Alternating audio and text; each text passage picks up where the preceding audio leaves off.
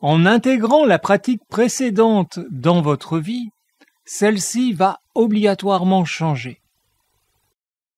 En effet, les émotions au départ perturbantes deviendront autant de sources d'ouverture. Vous redécouvrirez avec une très grande joie votre espace intérieur naturel.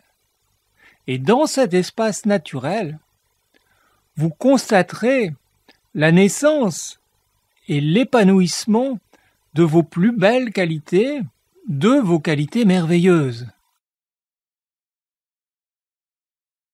Très nombreux sont ceux qui pensent qu'en chaque personne, il y a du bien et du mal, du bon et du mauvais.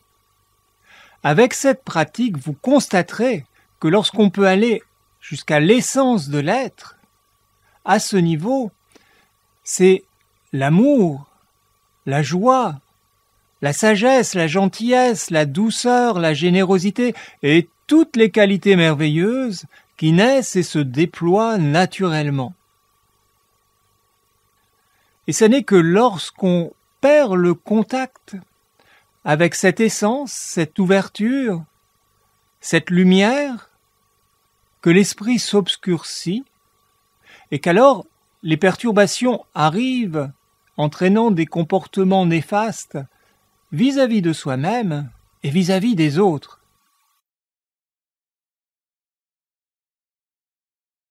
Alors votre vie sera plus facile, mais elle sera aussi beaucoup plus aidante pour les autres.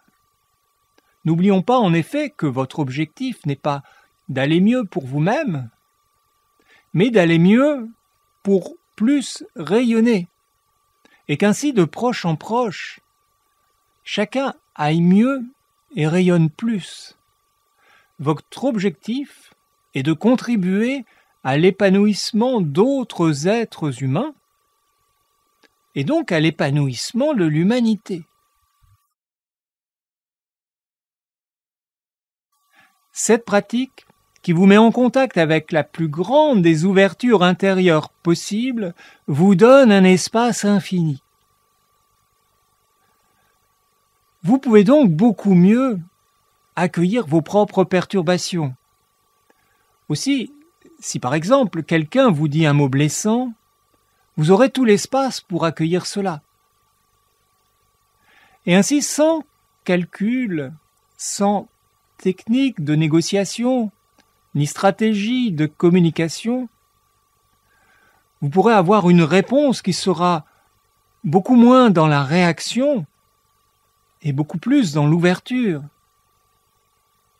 Et il s'ensuivra une dédramatisation et une plus grande possibilité, bien sûr, de dialogue et de compréhension.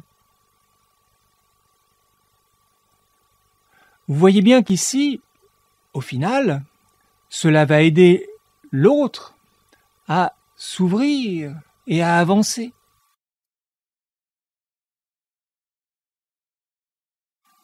Et un peu de la même façon, face à un problème compliqué, au travail par exemple, vous aurez tout l'espace et vous serez beaucoup moins envahi.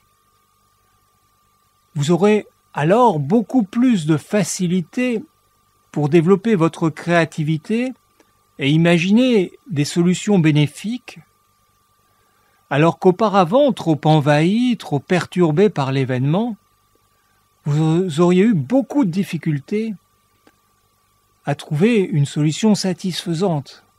Peut-être même vous seriez-vous replié dans votre coquille en étant impatient, voire agressif avec vos collègues. Vous voyez bien qu'ici aussi, les répercussions de votre pratique sont extrêmement bénéfiques pour votre entourage. Et puis, grâce à cette ouverture, vous aurez une plus grande présence humaine. Vos qualités merveilleuses auront tout l'espace pour s'épanouir, et elles le feront. Alors les personnes que vous allez rencontrer en bénéficieront naturellement. Elles seront plus aimées. Elles recevront plus de compréhension, plus de chaleur, plus de générosité. On rencontre dans de très nombreux films, dans de très nombreux livres, des héros aux super pouvoirs. Courir très vite, voler, avoir des sens ultra aiguisés. Donc tout ça, c'est vraiment très amusant. Mais en fait, les super pouvoirs, nous les avons tous. Ce sont nos qualités merveilleuses.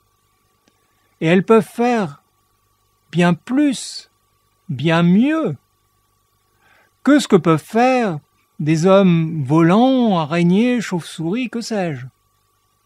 Alors déployez vos super pouvoirs.